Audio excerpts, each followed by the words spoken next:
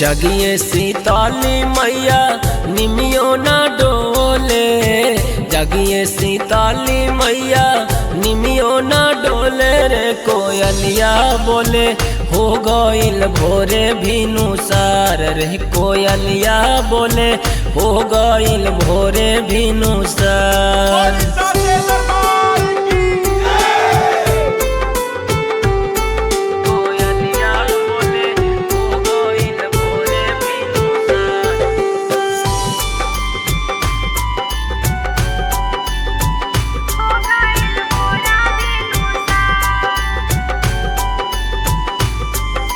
नौ दिन से असरे में बनी माई हम तोहार जी, हाथ में कलसा लेके दर पे करेली इंतजार जी।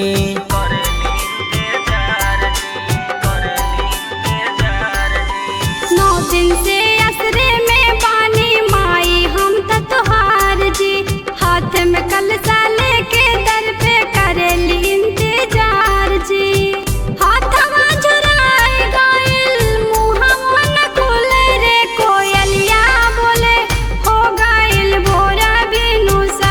रे कोयलिया बोले हो गईल भोरे भिनुसार।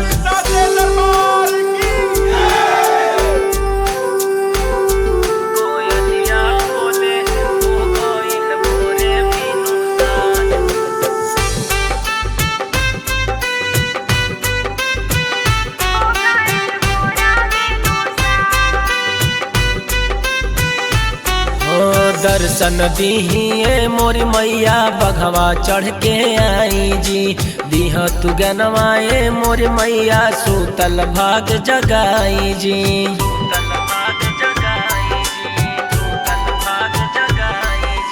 दर्शन दीहिए मोरी मैया बघवा चढ़ के आई जी, दीह तू गनवा हमके मैया सूतल भाग जगाई जी।